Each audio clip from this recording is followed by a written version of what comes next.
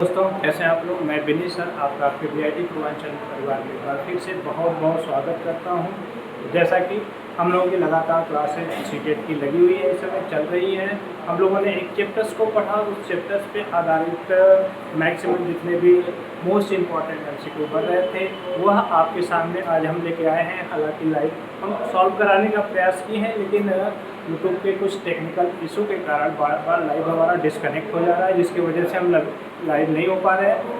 उस प्रॉब्लम को हम समझ लेंगे, उसके बाद कोशिश करेंगे कि जल्द से जल्द प्रॉब्लम सॉर्ट आउट करके हम लाइव भी आपके सामने आए। नहीं तो अब तक सैटरडे से ही मेरा प्रयास है लगातार कि लाइव आपसे जुड़े, ठीक है। और क्वेश्चंस को लाइव सॉल्व कराया जाए ताकि आप लोग जवाब दें, तो उसका आनंद ही कुछ और रहे। लेकिन बार बार टेक्निकल इशू आ जाने के कारण तो सेकंड चल रहा है 1 मिनट 2 मिनट, उसके बाद हमारा क्या हो जा रहा है, डिस्कनेक्ट हो जा रहा है लाइव से, जिसकी वजह से यह समस्या आ रही है। तो उसको हम सॉर्ट आउट कर देंगे। फिलहाल क्लास भी डिले ना हो, नुकसान भी ना हो, उसके लिए हमने क्लास को फिर से रिकॉर्ड कर लिया है ताकि आपको मटेरियल प्रोवाइड कराया जाए। क्लास कंटिन्यू जो रखा गया है वह चलता रहे, उसमें ब्रेक ना हो। बाकी तो जो टेक्निकल इशू है उसको सॉल्व कर लिया जाएगा, ठीक है। तो हम लोग उस चैप्टर्स पे जो चैप्टर पढ़े हैं, 2 क्लास लगी थी उस पर, ठीक है। 2 क्लास में एक चैप्टर कंप्लीट हुआ, तो उस पर आधारित जितने भी इंपॉर्टेंट क्वेश्चंस बन रहे हैं वह हम आपके सामने लेके आए हैं। तो जल्द से जल्द आप लोग जवाब दीजिएगा और आकलन करिएगा कि कितना बेहतर तरीके से आपने चैप्टर्स पे ध्यान दिया है, उसको सुना है और उस पर आधारित क्वेश्चंस को कितना बेटर तरीके से आप यहाँ पे सॉल्व कर लेते हैं, ठीक है। तो पहले क्वेश्चन की तरफ हम लोग बढ़ेंगे। पहला क्वेश्चन है आपका कि शैशवावस्था में बच्चों की क्रियाकलाप होती है। जो शैशवावस्था होती है उसमें जो बच्चे हैं उनका क्रियाकलाप कैसा होता है यह आपको बताना है, ठीक है। तो मूल प्रवृत्त्यात्मक होता है, संरक्षित होता है, संज्ञानात्मक होता है, संवेगात्मक होता है। आपको बताना है कि जो शैशवावस्था है उसमें बच्चों की जो क्रियाकलाप होते हैं वह कैसे होते हैं, यह आपको यहाँ पे बताना है। तो मूल प्रवृत्त्यात्मक, संरक्षित, संज्ञानात्मक और संवेगात्मक, इसमें से क्या होता है वह आपको बताना है, ठीक है। आपको समय दिया जा रहा है, जल्द से जल्द आप इसका सोचिए जवाब कि इसका जवाब क्या हो सकता है। हालांकि लाइव क्लास रहता तो और आनंद आता इसको करने में। हम बहुत सारे लाइव क्लास में पूरे पेपर को ही सॉल्व किया है तो काफ़ी आनंद आता था। लेकिन चलिए कोई दिक्कत नहीं है, स्टार्टिंग है, इशू आ रहे हैं, कोई भी टेक्निकल इशू समझ में नहीं आ रहा है उसको सही कर लिया जाएगा। तो उसके बाद कंटिन्यूटी तो आपको मिलनी ही मिलनी है, लाइव की कोई दिक्कत आपको नहीं। तो इसका कौन सा जवाब सही होगा तो आप बताएंगे कि इसका कौन सा जवाब सही होगा। पहला वाला जवाब सही होगा कि शैशवावस्था में बच्चों के क्रियाकलाप कैसे होते हैं, मूल प्रवृत्त्यात्मक होते हैं, ठीक है। क्लियर हुआ पहला ऑप्शन साहब, ठीक है। दूसरे क्वेश्चन पे आप आएंगे। दूसरा क्वेश्चन कह रहा है कि विकास का वही संबंध परिपक्वता से जो एक उद्दीपन का, ठीक है।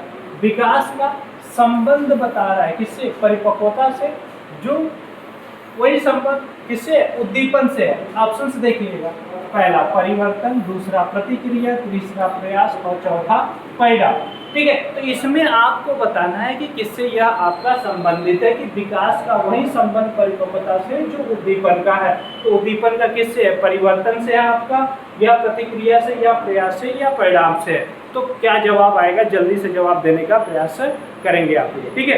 तो इसका कौन सा जवाब सही होगा आपका, तो इसका कौन सा जवाब आपका सही होगा, तो इसका दूसरा वाला जवाब सही होगा कि विकास का वही संबंध प्रतिक्रिया परिपक्वता से जो उद्दीपन का प्रतिक्रिया के साथ है, ठीक है। क्लियर हुआ, 2 क्वेश्चन आपके क्लियर हुए। लगभग 30 क्वेश्चन हम लोग आज सॉल्व करेंगे, ठीक है। फिर क्वेश्चंस को ध्यान दीजिएगा, सभी इंपॉर्टेंट क्वेश्चन है।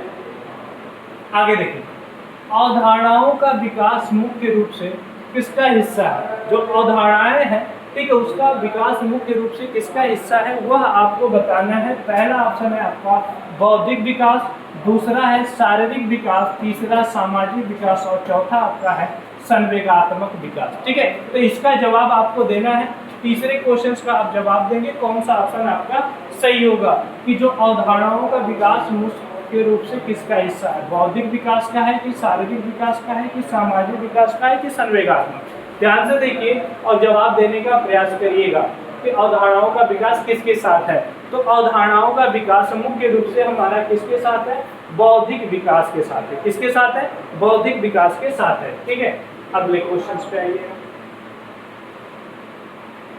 देखिए अगला क्वेश्चन क्या कह रहा है, ध्यान दीजिएगा चौथे क्वेश्चन पे, कि बच्चे के उचित विकास को सुनिश्चित करने के लिए उसका स्वस्थ शारीरिक विकास एक महत्वपूर्ण पूर्व आवश्यकता है। यह कथन है, कैसा कथन है कि बच्चे के उचित विकास को सुनिश्चित करने के लिए उसका स्वस्थ शारीरिक विकास, ठीक है, एक महत्वपूर्ण पूर्व आवश्यकता है कि मतलब उसका सबसे पहले आप उसका बच्चे का उचित ढंग से विकास चाहते हैं तो सबसे पहले क्या होना चाहिए, स्वस्थ शारीरिक विकास होना चाहिए। मतलब स्वस्थ शरीर का विकास रहेगा तभी हम आगे की बात उस पर कर सकते हैं। यह क्या है, गलत हो सकता है क्योंकि विकास नितांत व्यक्तिगत मामला है।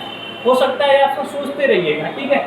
सही है क्योंकि विकास क्रम में शारीरिक विकास सबसे पहले स्थान पर आता है, ठीक है। ये दो ऑप्शन।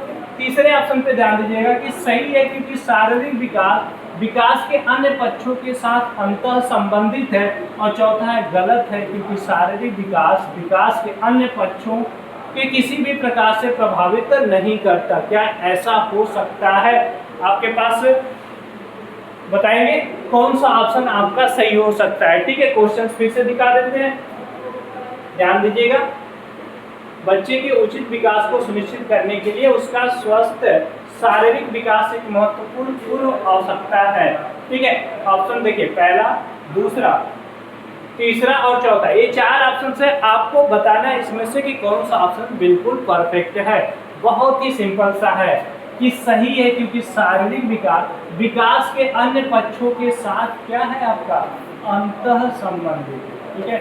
क्या है, अंतर संबंधित। तो इस प्रकार से आपका कौन सा ऑप्शन सही होगा, तो ऑप्शन नंबर सी सही होगा। क्लियर है? देखिए एक एक क्वेश्चन से अगर चैप्टर आप दोनों क्लास पहली और दूसरी लिए होंगे तो कहीं से भी आपको कोई डाउट नहीं होगा। एक एक क्वेश्चंस का बहुत ही आसानी से पढ़ते पढ़ते आप जवाब दे सकते हैं। सी टेट में आपको शालीनता बरतना है, बिल्कुल आराम से क्वेश्चंस को करना है, समय का भी ध्यान देना। अब इतना आराम का नहीं कि एकदम आप सो के करिए, उतना भी समय एग्जाम में आपको नहीं मिलेगा। आराम करने का मतलब यह है कि आपको बारीकी से क्वेश्चंस पे ध्यान देना होगा। अगर आप क्वेश्चंस पे ध्यान केंद्रित है, आपका ध्यान भटक नहीं देता, आपका क्वेश्चंस गलत नहीं हो सकता, वह है सीक्रेट आपका। देखिए, विकास के संदर्भ में निम्न में से कौन सा कथन सत्य नहीं है? पहला, विकास की प्रत्येक अवस्था में अपने खतरे हैं। दूसरा, विकास उकसाने या बढ़ावा देने से होता है।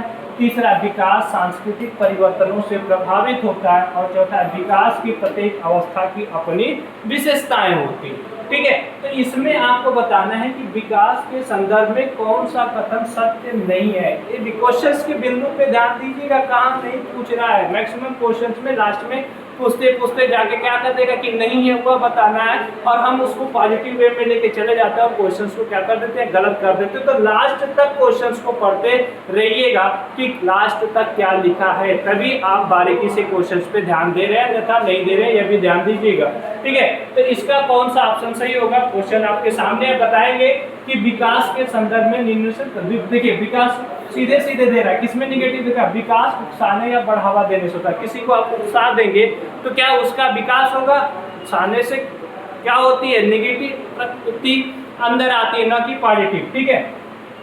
आगे देखिएगा, अगला क्वेश्चन देखिए क्या कह रहा है, बहुत ही सिंपल सा है कि निम्न में से कौन सा विकासात्मक कार्य उत्तर बाल्यावस्था के लिए उपयुक्त नहीं है, ठीक है। आपसे पूछ रहा है कि विकासात्मक कार्य उत्तर बाल्यावस्था के लिए उपयुक्त नहीं है, यह आपसे यहाँ पे पूछा जा रहा है। पहला ऑप्शन है कि सामान्य खेलों के लिए आवश्यक सारे कुशलताएं सीखना। दूसरा, उचित या स्त्रीयोचित सामाजिक भूमिकाओं को प्राप्त करना, या व्यक्तिक आत्मनिर्भरता प्राप्त करना, या अपने हम उम्र बालकों के साथ रहना सीखना, ठीक है। तो इसमें बताइएगा, इसमें भी देखिए कौन सा कथन बाल्यावस्था के लिए उपयुक्त नहीं है, हुआ पूछा है आपसे, फिर निगेटिव बातें यहाँ पे कर रहा है। क्वेश्चन देखिए, आपको दिखाई दे क्वेश्चन सामने, आप बताएंगे क्या है यहाँ पे कि निम्नलिखित में से कौन सा विकासात्मक कार्य उत्तर बाल्यावस्था के लिए उपयुक्त नहीं है, ठीक है। तो कौन सा नहीं है वह आपको बताना है। तो इसमें किसमें आपको निगेटिव भाव दिख रहे हैं वह आपको बताना है। तो निगेटिव भाव आपको किसमें दिख रहे हैं, दूसरे वाले ऑप्शन में कि पुरुषोचित या स्त्रीयोचित सामाजिक भूमिकाओं को प्राप्त करना, ठीक है।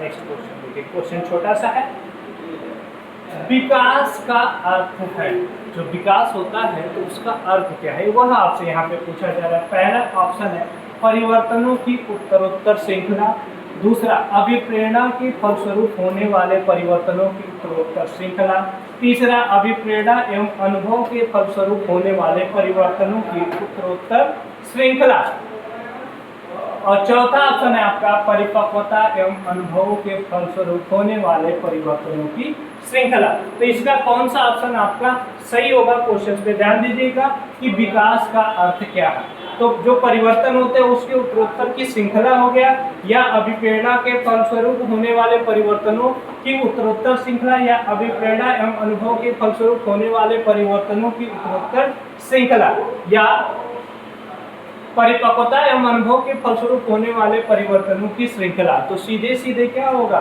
जब परिपक्वता आएगी और अनुभव के फलस्वरूप जो होने वाले परिवर्तन होते हैं उसकी श्रृंखला की यहाँ पे क्या किया जा रहा है, बात किया जा रहा है। विकास का अर्थ यही होता है। अगला देखिएगा, खिलौना की आयु टॉय एज कहा जाता है। किस अवस्था को टॉय एज के नाम से जाना जाता है, खिलौनों की आयु के नाम से जाना जाता है। पहला ऑप्शन है पूर्व बाल्यावस्था को, दूसरा उत्तर बाल्यावस्था को, तीसरा शैशवावस्था को, और चौथा है ए सभी। जवाब देंगे 8 नंबर, कौन सा ऑप्शन आपका सही होगा, बिल्कुल परफेक्ट होगा। देखिए टॉय एज की बात कर रहा है, जबकि क्लास लगाया गया था तो उसमें खिलौनों की आयु भी बताया गया था आपको, उसी पे आधारित क्वेश्चन यहाँ पे पूछे जा रहे हैं। देखिए अगर चैप्टर आप ध्यान से देखे होंगे तो कहीं से भी क्वेश्चंस करने में आपको समस्या नहीं होगी। हालांकि लाइव रहता तो और आनंद आता क्वेश्चंस से आपसे जवाब पूछने में सामने सामने, ठीक है। लेकिन चलिए कुछ दिक्कतें आई है, उसको सॉल्व किया जाएगा जल्द से जल्द 1-2 दिन में, लेकिन क्लासेज आपकी कंटिन्यू रहेगी, ठीक है। देखिए टॉय एज कहा जाता है, पूर्व बाल्यावस्था को कौन सी एज कहा जाता है, टॉय एज के नाम से जाना जाता है। क्लियर हुआ? आइए नेक्स्ट क्वेश्चन पे देखिए, निम्नलिखित में से कौन सी पूर्व बाल्यावस्था की विशेषता नहीं है। देखिए पूर्व बाल्यावस्था की विशेषता नहीं है, मैंने कहा था लास्ट तक क्वेश्चन को पढ़िएगा, बिना लास्ट तक क्वेश्चन को जाए कि नहीं पूछा है कि हाँ पूछा है, आप डिसाइड ऑप्शंस पे मत करिएगा, नहीं तो वहीं से आपकी गलती का क्या हो जाएगा, प्रारंभ हो जाएगा, वहीं से आपको दिक्कतें आएंगी। पहला ऑप्शन है दल या समूह में रहने की अवस्था, दूसरा अनुकरण करने की अवस्था, तीसरा प्रश्न करने की अवस्था, और चौथा है आपकी खेलने की अवस्था।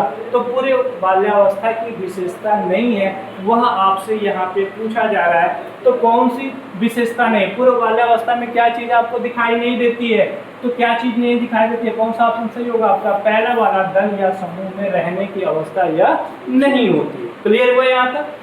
चलिए नेक्स्ट क्वेश्चन पे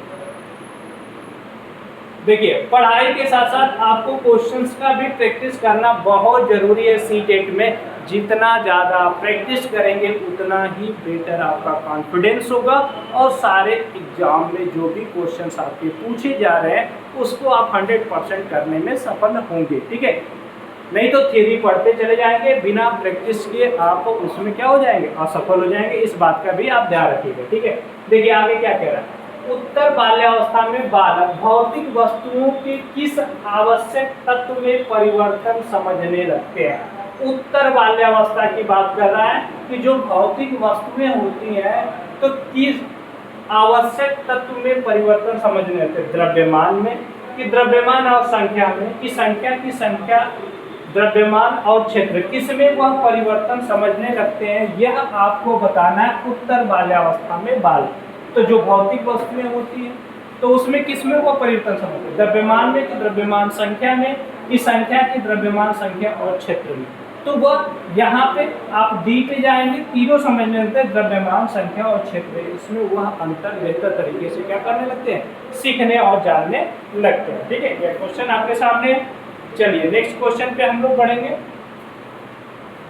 अगला क्वेश्चन देखिए, शर्म तथा गर्व जैसी भावना का विकास किस अवस्था में होता है, मतलब बालक जो है वह किस अवस्था में प्रवेश करके अपने आप को गौरवान्वित या शर्म महसूस करता है, शैशवावस्था में, बाल्यावस्था में, किशोरावस्था में, वृद्धावस्था में, किस अवस्था में महसूस करता है। तो वह किस अवस्था में महसूस करता है, बहुत ही सिंपल सा जवाब है, किस अवस्था में महसूस करता है, बाल्यावस्था में महसूस करता है। क्लियर हुआ? चलिए नेक्स्ट क्वेश्चन क्या है। शैशवावस्था की मुख्य विशेषता क्या नहीं है। ठीक है, इसमें विशेषताएं दी गई हैं जो कि शैशवावस्था की मुख्य विशेषता के तौर पे नहीं है, वह आपको बताना है। क्वेश्चन का ध्यान दीजिएगा कि सीखने की प्रक्रिया में तीव्रता, दूसरा जिज्ञासा की प्रवृत्ति, तीसरा चिंतन प्रक्रिया और चौथा अनुकरण द्वारा सीखने की प्रवृत्ति। ठीक है, तो इसमें से शैशवावस्था की कौन सी मुख्य विशेषता नहीं है वह आपको बताना है। 12 नंबर का बताएंगे कौन सा ऑप्शन आपका सही है कि शैशवावस्था में बालक क्या नहीं करता। देखिए, सीखने की प्रक्रिया में चीजों को सीखने में तीव्रता तो रखता है, जिज्ञासा भी रहता है, अनुकरण द्वारा भी सीखता है, चिंतन नहीं करता। जो बालक होता है शैशवावस्था में बालक चिंतन नहीं करता है, तो यह मुख्य विशेषता के तौर पे नहीं है चिंतन प्रक्रिया। नेक्स्ट क्वेश्चन क्या है।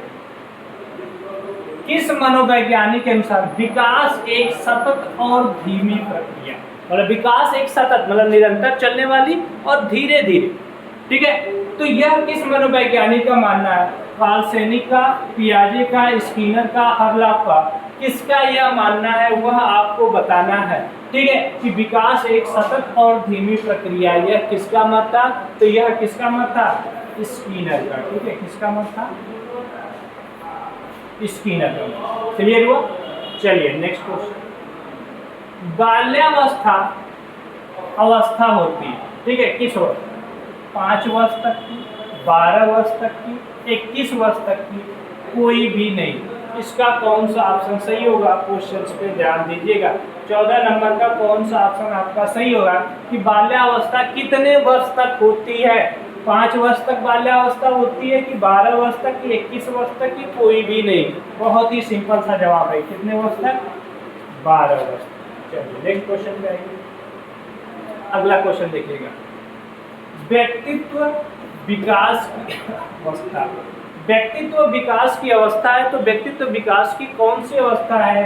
अधिगम एवं वृद्धि, व्यक्तिवृत्त अध्ययन, उपचारात्मक अध्ययन, इनमें से कोई भी नहीं। ठीक है, यह आपको बताना है कि जो व्यक्तित्व विकास की अवस्था है वह कौन सी अवस्था है। अधिगम एवं वृद्धि की अवस्था है, व्यक्तिवृत्त अध्ययन की अवस्था है, उपचारात्मक अध्ययन और इनमें से कोई भी नहीं। तो 15 नंबर का आप बताएंगे कौन सा ऑप्शन आपका सही होगा। तो व्यक्तित्व विकास की अवस्था क्या होती है, अधिगम एवं वृद्धि। क्या होता है, अधिगम एवं वृद्धि। ठीक है, देखिए हर चैप्टर्स को ध्यान से सुनिएगा, और भी बहुत सारे प्ले लिस्ट में जाएंगे तो आपको क्वेश्चंस मिल जाएंगे, पहले से उस पर अपलोडेड है, तो सारे क्वेश्चंस को भी आप ध्यान से देखते रहेंगे, प्रैक्टिस करते रहेंगे। ठीक है, मटेरियल्स भी है, लाइव क्लास है, लेकिन उसमें भी उसमें भी बताया जाएगा, तो कहीं से आपको चुकना नहीं है, क्योंकि इसके बाद का वैकेंसी आ जाए इसकी गारंटी नहीं है। तो कोई बहुत सारे ऐसे स्टूडेंट होंगे जो 1-2 नंबर से असफल हुए होंगे। ठीक है, अगर 82 भी आप ला देते हैं तो यूपी स्टेट की गवर्नमेंट की भर्ती आती है, तो उसमें भी आप एलिजिबल हो सकते हैं। ओबीसी के लिए, जनरल के लिए 90 की ज़रूरत है। तो कहीं ना कहीं आपको अपने हिसाब से खुद को तैयार रखना होगा। कब सुपर टेट का अनाउंस हो जाए कोई गारंटी नहीं है। सी टेट के बाद यूपी टेट आएगा कि नहीं आएगा ये भी गारंटी नहीं है। हो सकता है डायरेक्ट भर्ती आ जाए, यूपी टेट ना कराए हुए, तो यह भी बहुत सारे बच्चे इंतजार करते रहते हैं कि अगर सुपर टेट आएगा तो यूपी टेट तो आएगा ही आएगा। तो ऐसा हो भी सकता है, नहीं भी हो सकता है। तो जो हमारे सामने सी टेट इस समय है, 1 दिसंबर को एग्जाम है, उसके लिए परफेक्ट हो जाए, उसी में हम पास करके अपने आप को सुपर टेट में लगा लें, ताकि मन में डाउट ही न रहे कि अभी हमें एक पावदान पहले से पार करना है, उसके बाद ही दूसरे पहुंचेंगे। आप इसको पार करके ही दूसरे की तैयारी में लगे रहिए। अवसर बढ़िया है, सुनहरा है। आगे आइए, क्वेश्चन पाइए। विकास में वृद्धि से तात्पर्य, विकास में वृद्धि से क्या तात्पर्य। ज्ञान में वृद्धि, संवेग में वृद्धि, वजन में वृद्धि, आकार, सोच समझ कौशलों में वृद्धि। तो विकास में वृद्धि से क्या तात्पर्य है वह आपसे पूछा जा रहा है। तो विकास में वृद्धि होगी तो खाली ज्ञान में वृद्धि हो सकती है, या संवेग में, या वजन में, किसी एक में तो होगी नहीं। ठीक है, आकार में होगी, सोच समझ कौशलों में वृद्धि। ठीक है, कौन सा ऑप्शन आपका सही होगा, ऑप्शन नंबर डी सही होगा। ठीक है, नेक्स्ट क्वेश्चन देखिएगा, 17 नंबर। परिपक्वता का संबंध। ठीक है, जो परिपक्वता है उसका संबंध किससे है, विकास से, बुद्धि से, सृजनात्मकता से, रुचि से। ठीक है। तो जो परिपक्वता है उसका संबंध किससे है? विकास से है, बुद्धि से है, सृजनात्मकता से, रुचि से है, किससे है, यह आपको बताना है। तो परिपक्वता का संबंध सीधा सीधा किससे है? आपका विकास से। ठीक है, अगले क्वेश्चन पे आइए। देखिए छोटे छोटे क्वेश्चन है, इसके तुरंत जवाब आने चाहिए। ऐसे क्वेश्चंस अगर आ गए तो आपके टाइम बचाने का कार्य करेंगे, ये भी ध्यान रखिएगा। तनाव और क्रोध की अवस्था है शैशवावस्था, किशोरावस्था, बाल्यावस्था और वृद्धावस्था। तो तनाव और क्रोध की जो अवस्था होती है वह कौन सी अवस्था होती है? किसमें बालक अत्यधिक तनाव लेता है, बात बात पे क्रोधित हो जाता है। बहुत ही सिंपल सा जवाब है, इसमें से जवाब देंगे 18 नंबर कौन सा ऑप्शन सही होगा कि तनाव, उथल पुथल, क्रोध की अवस्था कौन सी होती है? किशोरावस्था। ठीक है, नेक्स्ट क्वेश्चन पे आइए। देखिए क्वेश्चन है शारीरिक विकास का क्षेत्र है, ऑप्शन आपको दिखा रहे हैं। शारीरिक विकास का क्षेत्र है स्नायु मंडल, स्मृति, अभिप्रेरणा, समायोजन। ठीक है, क्या है वह आपको बताना है। तो क्या होगा, क्वेश्चन फिर से दिखा देते हैं। शारीरिक विकास का क्षेत्र क्या है? स्नायु मंडल है कि स्मृति है कि अभिप्रेरणा की समायोजन? तो क्या है? छोटा सा जवाब है स्नायु मंडल। क्लियर हुआ? आगे आइए। शरीर के आकार में वृद्धि होती है क्योंकि शारीरिक और गत्यात्मक विकास, संवेगात्मक विकास, संज्ञानात्मक विकास और नैतिक। तो शरीर के आकार में वृद्धि होती है, क्यों होती है वह आपको यहाँ पे बताना है। तो इसका जवाब देंगे शरीर के आकार में वृद्धि क्यों होती है? क्योंकि शारीरिक और गत्यात्मक विकास होते हैं, इसलिए शरीर के आकार में वृद्धि होती है। ठीक है, अगले क्वेश्चन पे आइए।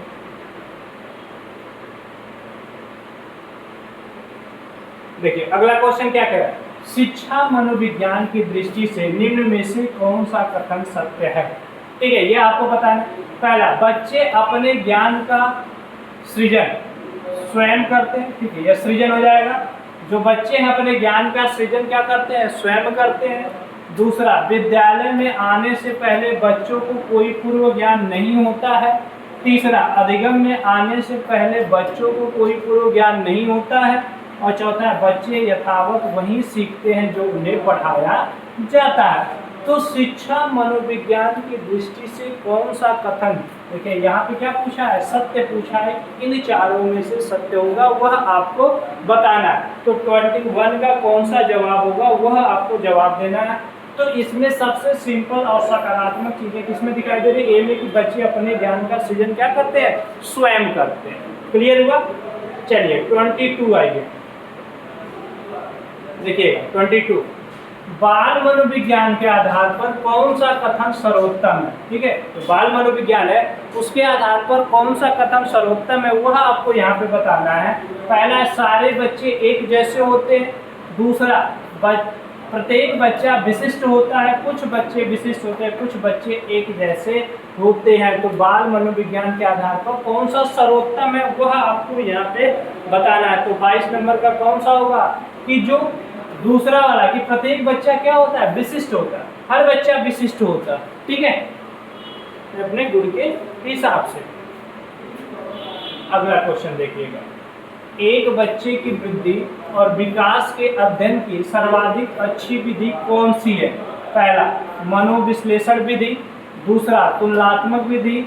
चौथा, विकासीय विधि। और चौथा है सांख्यिकी विधि। तो एक बच्चे की वृद्धि और विकास के अध्ययन की सर्वाधिक अच्छी विधि कौन सी होती है? तो सर्वाधिक अच्छी विधि कौन सी होती है? मनोविश्लेषण विधि, तुलनात्मक विधि, विकासीय विधि और सांख्यिकी विधि। तो सबसे सर्वोत्तम या सर्वाधिक अच्छी विधि कौन सी होती है? विकासीय विधि। कौन सी विधि होती है? विकासीय विधि। तुलनात्मक विधि होगी, तुलना तो करना नहीं है। अगला देखो, ये क्वेश्चन से बताया गया था जब चैप्टर्स पढ़ा रहे थे तो उसमें आया था नवजात शिशु का भार कितना हो?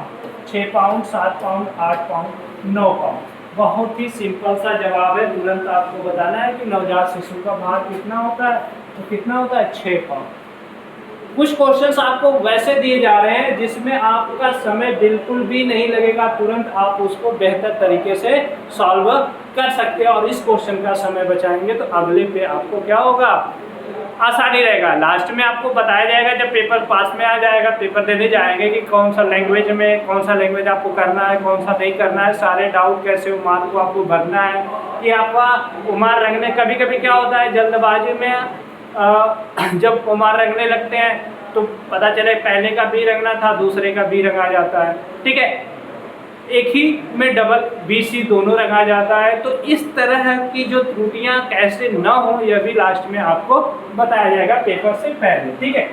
तब तक आप अपनी तैयारी बेहतर तरीके से करते रहिए। आगे देखें, निम्न में से कौन सा कथन विकास के बारे में सत्य नहीं है, ठीक है। अब यहाँ पे फिर से बात आ गई कि विकास के बारे में सत्य नहीं है, वह आपसे यहाँ पे पूछा जा रहा है, ठीक है। पहला ऑप्शन है कि विकास अंतःक्रिया का फल है, दूसरा है विकास एक व्यवस्थित श्रृंखला का अनुगामी है, तीसरा है विकास एक व्यक्तिगत प्रक्रिया है, और चौथा है विकास विशिष्ट से सामान्य की ओर होता है, ठीक है। तो इसमें कौन सा सत्य नहीं है वह आपसे यहाँ पे पूछा जा रहा है 25 क्वेश्चंस में, कि कौन सा कथन विकास के बारे में सत्य नहीं है। विकास अंतःक्रिया का फल होता है, सही है। विकास एक व्यवस्थित श्रृंखला का अनुगामी, ये भी सही है। विकास एक व्यक्तिगत प्रक्रिया भी हो सकती है। विकास विशिष्ट से सामान्य की ओर होता है, ठीक है, ये आपका नहीं है, ठीक है, ऑप्शन नंबर डी। चलिए नेक्स्ट क्वेश्चन पे आइए। एक 13 वर्षीय बालक बात बात में अपने बड़ों से झगड़ा करने लगता है और हमेशा स्वयं को सही साबित करने की कोशिश करता है। वह विकास की किस अवस्था में है, ठीक है। तो विकास की किस अवस्था में है? प्रारंभिक बाल्यावस्था में, किशोरावस्था में, युवावस्था में, बाल्यावस्था में, किस अवस्था में है वह आपको बताना है। तो बहुत ही सिंपल सा जवाब है कि वह क्या कर रहा है, बात बात पे गुस्सा आ रहा है, झगड़ा कर रहा है। तो किस अवस्था में? किशोरावस्था। 13 साल में किशोरावस्था शुरू हो जाता है। आगे देखिए, प्राथमिक शिक्षक के लिए बाल मनोविज्ञान का ज्ञान आवश्यक है, क्योंकि प्राथमिक शिक्षक के लिए, ठीक है, जो प्राथमिक स्तर पर शिक्षक पढ़ा रहा है उसको बाल मनोविज्ञान का ज्ञान होना चाहिए। क्यों होना चाहिए? पहला, यह बच्चों को अनुशासित बनाने में सहायता करता है। दूसरा, परीक्षा के परिणाम में उन्नति होती है। तीसरा, यह बच्चों को अभिप्रेरित करने के लिए सुविधाजनक तरीका बन जाता है। और चौथा है, यह बच्चों के व्यवहार को समझने में शिक्षक की सहायता करता है, ठीक है। तो इसमें से कौन सा ऑप्शन सही होगा? बहुत ही सिंपल सा जवाब है कि प्राथमिक शिक्षक के लिए बाल मनोविज्ञान का ज्ञान क्यों आवश्यक है। क्यों आवश्यक है? क्योंकि यह बच्चों के व्यवहार को समझने में शिक्षक की क्या करता है? सहायता करता है। कौन सा ऑप्शन सही होगा आपका? ऑप्शन नंबर डी सही होगा, ठीक है। आइए नेक्स्ट क्वेश्चन पे आइए। मनोविज्ञान के अनुसार बाल विकास की कौन सी अवस्था सबसे जटिल व कठिन है, ठीक है। जो मनोविज्ञान है, तो मनोविज्ञान के अनुसार जो बाल विकास होता है उसकी कौन सी अवस्था सबसे जटिल और कठिन मानी जाती है? पहला शैशवावस्था, दूसरा किशोरावस्था, तीसरा बाल्यावस्था और चौथा इनमें से कोई नहीं। इनमें से कौन सी अवस्था मानी जाती है जो क्या है सबसे जटिल और सबसे कठिन और उथल पुथल? कौन सी अवस्था है आपकी? किशोरावस्था है। कौन सी अवस्था है? किशोरावस्था। चलिए नेक्स्ट क्वेश्चन देखिए। वृद्धि को प्रभावित करने वाले कारक हैं पर्यावरण, स्वास्थ्य, आहार, ये सभी। तो इनमें से वह कौन सा कारक है इन तीनों में से जो हमारी वृद्धि को पूर्ण रूप से क्या करता है? प्रभावित करता है। तो सभी हैं, ठीक है। पर्यावरण भी हमारी वृद्धि को प्रभावित करेगा, स्वास्थ्य भी और आहार भी, ये सभी हैं जो हमारी वृद्धि को क्या करेंगे? प्रभावित करेगा। और आज का लास्ट क्वेश्चन हम लोगों का, ठीक है, आज की क्लास का देखिए, बच्चे के उचित विकास को सुनिश्चित करने के लिए उसका स्वस्थ शारीरिक विकास एक महत्वपूर्ण प्रथम आवश्यकता है, ठीक है। मतलब पहले उसके शरीर का विकास बेहतर तरीके से हो, ठीक है। पहला ऑप्शन दिया गलत हो सकता है क्योंकि विकास नितांत व्यक्तिगत मामला है। दूसरा सही है क्योंकि विकास क्रम में शारीरिक विकास सबसे पहले स्थान पर आता है। तीसरा सही है क्योंकि शारीरिक विकास के अन्य पक्षों के साथ अंतर संबंधित है। और चौथा है गलत है क्योंकि शारीरिक विकास के अन्य पक्षों के किसी भी प्रकार से प्रभावित नहीं करता। हालांकि सेम लगभग सेम क्वेश्चन अभी आया हुआ था इसी में, ठीक है। उसी पे आधारित भी से क्वेश्चन यहाँ पे रिपीट हुए हैं। कौन सा ऑप्शन आपका सही होगा? तीसरा वाला सही है क्योंकि शारीरिक विकास के अन्य पक्षों के साथ क्या है? अंतर संबंधित है, ठीक है। तो उम्मीद करते हैं कि जो भी क्वेश्चंस आपको दिए गए हैं वह जो चैप्टर्स पढ़ाएंगे उसी पे आधारित है, आपको बेहतर तरीके से समझ में आए होंगे। जहां क्वेश्चंस नहीं समझ में आएंगे आप जाके चैप्टर्स को फिर से रिवीजन कर लीजिएगा, उसको देख लीजिएगा, ठीक है। कल की क्लास में हम लोग फिर मिलेंगे, कोशिश रहेगी कि लाइव मिले, ठीक है। नहीं हो पाएगा तो भी रिकॉर्डेड क्लास में जरूर मिलेंगे, दूसरे चैप्टर्स के साथ मिलेंगे, ठीक है। तब तक आप लोग बने रहेंगे, लगातार अपनी पढ़ाई करते रहेंगे बेहतर से बेहतर तरीके से। कहीं भी कोई भी दिक्कत आ रही है, आपको न समझ में आ रहा हो, पीडीएफ में दिक्कत आ रही हो, आप कमेंट कर सकते हैं। कमेंट करके आप टेलीग्राम ग्रुप में जुड़ के वहां से पीडीएफ को प्राप्त कर सकते हैं, ठीक है। सारी सुविधाएं आपको दी जाएंगी ताकि आपका जो एग्जाम हो वह कहीं न कहीं ब्रेक ना हो, कहीं न कहीं रुके ना, आप बेहतर तरीके से तैयारी करते रहिए, यही हम आपसे उम्मीद करते हैं। आज के लिए बस इतना ही, कल फिर मिलते हैं अगली क्लास में। तब तक के लिए आप सभी लोगों को बहुत बहुत धन्यवाद।